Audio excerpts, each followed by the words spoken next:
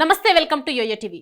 తెలంగాణ రాష్ట్రంలో 2 నెలల నుంచి పరిపాలనపైనే అధిక ఫోకస్ పెట్టిన కాంగ్రెస్ పార్టీ తాజాగా చేరికలపై దృష్టి పెట్టింది. ఘర్ వాపసీ కార్యక్రమానికి శ్రీకారం చుట్టింది. బడా నేతల కంటే సెకండ్ క్యాడర్ నేతలపైనే ఎక్కువ దృష్టి పెట్టింది. ఇప్పటికే పలువురు స్థానిక ప్రజాప్రతినిధులు కాంగ్రెస్ కండువా కప్పుకున్నారు. ఈ 15 రోజులలో భారీ చేరికలుంటాయని కాంగ్రెస్ నేతలు చెబుతున్నారు. ఉమ్మడి కరీంనగర్ జిల్లాలో కంటే ముందు కాంగ్రెస్ బలంగా ఉండేది. ప్రతి గ్రామంలో బలమైన క్యాడర్ ఉండేది. అయితే 2014లో తెలంగాణ రాష్ట్రం ఏర్పాటుతో పాటు బీఆర్ఎస్ అధికారంలోకి వచ్చిన తర్వాత రాజకీయంగా అనేక మార్పులు జరిగాయి. ఈ క్రమంలోనే కాంగ్రెస్ నుండి పెద్ద ఎత్తున బీఆర్ఎస్ కి వలసలు పెరిగాయి. మొన్నటి అసెంబ్లీ ఎన్నికల్లో ప్రభుత్వంపై తీవ్రమైన వ్యతిరేకత ఉన్న కారణంగా ప్రజలు కాంగ్రెస్ కి ఓట్లు వేశారు. అయితే పార్టీని బలోపేతం చేయడంపై దృష్టి పెట్టింది కాంగ్రెస్. గతంలో బీఆర్ఎస్ కి వెళ్లిన వారిని తిరిగి కాంగ్రెస్ లోకి తీసుకుంటుంది.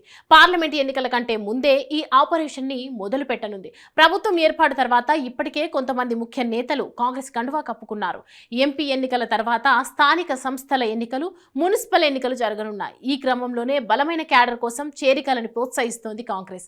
కరీంనగర్, హైదరాబాద్ జిల్లాలో బీఆర్ఎస్ పార్టీ ఏర్పడినప్పటి నుంచి ఆ పార్టీ బలంగా ఉంది. ఆ పార్టీకి మళ్లీ అవకాశం ఇవ్వకుండా గ్రామ స్థాయిలో కాంగ్రెస్ పటిష్టమైన క్యాడర్ నిర్మించుకోవడం కోసం ప్రయత్నాలు ముమ్మరం చేసింది.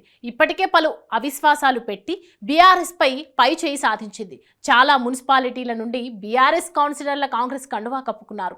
జమ్మికుంటలో ఏకంగా 13 మంది కౌన్సిలర్లు కాంగ్రెస్ పార్టీలో చేరారు. చొప్పదండి, మానకొండూరు, వేములవాడ తదితర అసెంబ్లీ నుంచి బీఆర్ఎస్ క్యాడర్ కాంగ్రెస్ లో చేరుతున్నారు. కరీంనగర్ పార్లమెంట్ ఎన్నికలలో విజయం సాధించాలంటే గ్రామ స్థాయిలో పటిష్టంగా ఉండాలని చేరికలను ప్రోత్సహిస్తున్నారు.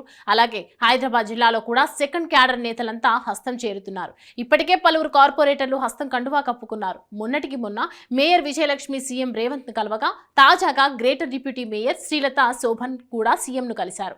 అయితే వీరు కూడా త్వరలో కాంగ్రెస్ లో చేరుతారనే టాక్ వినిపిస్తోంది. అలాగే జీహెచ్ఎంసీ ఎన్నికల నాటికి బీఆర్ఎస్ లో ఒక్క కార్పొరేటర్ కూడా మిగలరని అంటున్నారు.